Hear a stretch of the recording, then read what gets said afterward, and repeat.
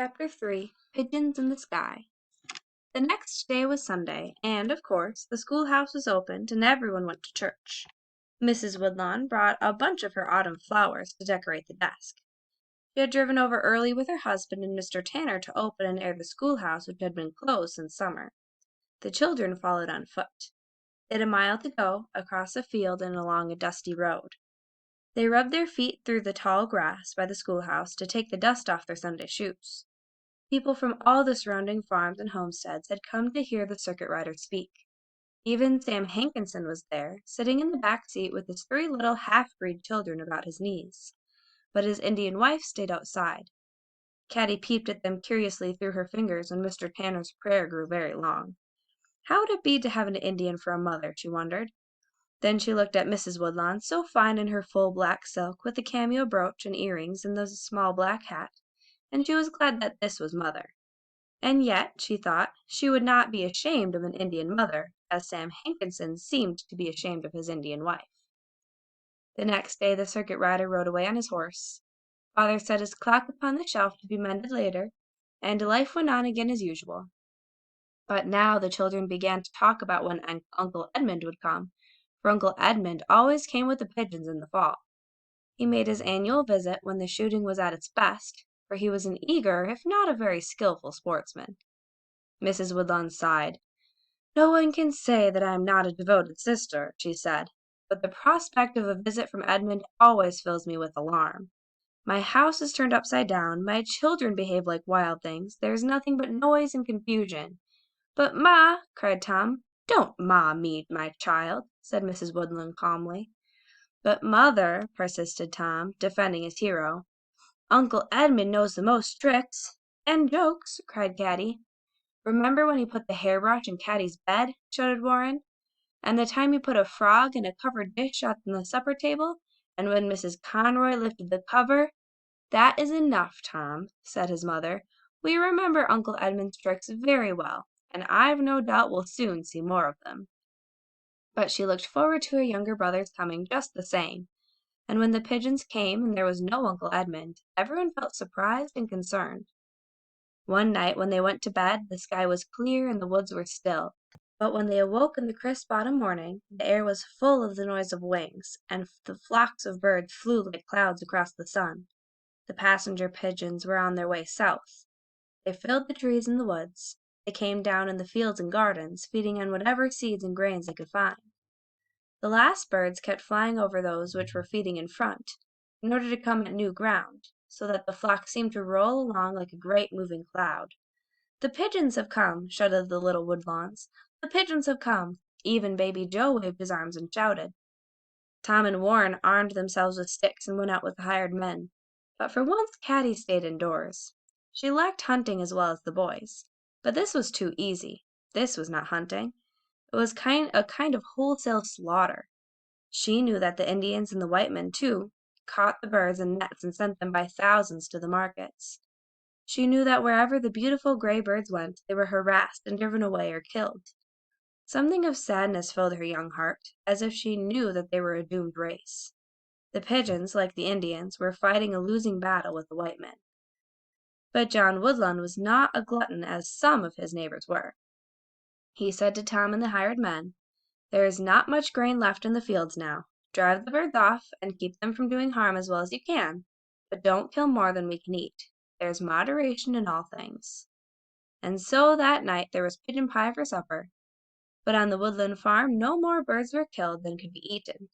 After supper Robert Ireton, strumming his banjo up by the barn, sang the song that everybody had on his lips this time of year. "When I can shoot my rifle clear at pigeons in the sky, I'll bid farewell to pork and beans and live on pigeon pie." The 3 children huddled around him on the chilly ground hummed or sang with him, and all about them in the darkness was the rustle and stir of wings. A few days later the passenger pigeons had disappeared as suddenly as they had come. They had taken up their perilous journey toward the south. It was as if they had never passed by, except that the woods were stripped of seeds and acorns and dried berries, and some folks still had cold pigeon pie in their kitchens or dead birds on their truck heaps. Then, after the pigeons were all gone, came a letter from Uncle Edmund announcing his arrival on the next steamer. The little steamer, as everyone called it, came up the Menominee River once a week as far as Dunville. Its arrival was a great event, for all the letters from the East, all the news from the great world, most of the visitors and strangers and supplies came up the river on the little steamer. The Woodlawn children begged to be allowed to go and meet Uncle Edmund. "Certainly we can't take all of you," said Mrs. Woodlawn calmly. "I shall let Clara and Tom go, because they are the eldest." Tom looked at Caddie and Warren with a superior smile. "Too bad you little children have to stay at home," he said, "but we can't take all of you." "All right for you, Tom," said Caddie, "talking like that." She and Warren withdrew. They crossed the barnyard and climbed to the haymow. Nero went with them to the bottom of the ladder. He was quick to sense trouble of any sort, and his tail wagged in mournful sympathy. Caddie and Warren buried themselves in the hay and talked things over. When Father and Mother made a decision, the Woodlawn children accepted it as final. There was very little teasing for favors in a large pioneer family, but not to meet Uncle Edmund was unthinkable. "It's just because they haven't room for us in the wagon," said Caddie at last. "But if we walked—" "Sure," said Warren, his face brightening. "And let's not tell them we're walking either. Let's save it for a surprise."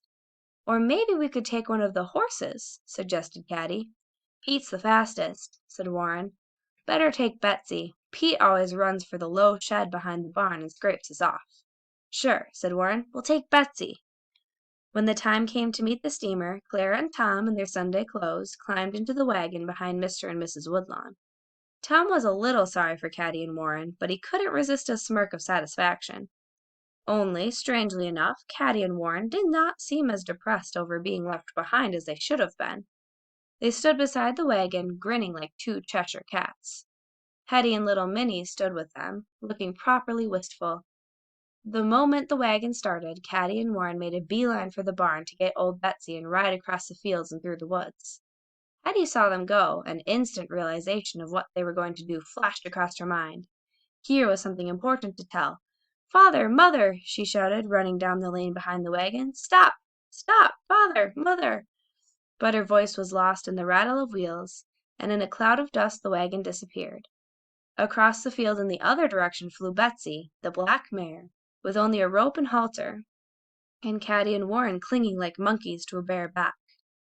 Dunville consisted of the schoolhouse, which the children attended in winter and summer, a few log cabins, a store, and two taverns, one on either side of the river where the little steamer docked and turned around. As the little steamer came into sight, Mr. and Mrs. Woodlawn, Clara and Tom, were standing on the dock ready with handkerchiefs to wave at sight of Uncle Edmund. Yes, Uncle Edmund was there. His round face was creased with smiles. His round eyes, behind his spectacles, twinkled with delight. As soon as his voice could be heard over the sound of churning water, he shouted, "Hello there! Hello, Harriet and John! Hello, Tom and Clara! Hey there, Caddie and Warren! Why don't you come on down?" Caddie and Warren! The Woodlawns on the dock turned sharply around. There they were, Caddie and Warren, sitting on the bank above, their bare legs dangling, their red heads shining. They grinned sheepishly. "Well, of all things!" cried Mrs. Woodlawn, her clear brow darkening ominously. She was going to say a great deal more, but suddenly the little steamer docked with a bump, and she was obliged to catch her husband's arm to keep her balance. Then they were all in Uncle Edmund's large enthusiastic embrace, even Caddie and Warren. Uncle Edmund was so delighted that they had all come to meet him, that nobody could bear to tell him that it had not been planned that way. As they were walking up the path from the dock, Uncle Edmund began to fumble in his pocket. "Wait," he said, "I've got a present here for Caddie." Caddie stopped in her tracks, speechless with joy. The others crowded around them. Out of his pocket, Uncle Edmund took a fat little book. Caddie had never felt much need for books, but any sort of present was a rare delight. She took the little book from Uncle Edmund's hand and opened the cover. Whiz! Something long and green flew out at her and fell into the path. Uncle Edmund shuddered with laughter, and Caddie laughed too, a little ruefully. She picked up the long green thing which lay in the path. "That's no snake," she said. "It's got a clock spring inside it." "Say, Uncle Edmund," cried Tom, "you ought to know that you can't fool Caddie on snakes or clock springs. Try that on Hetty."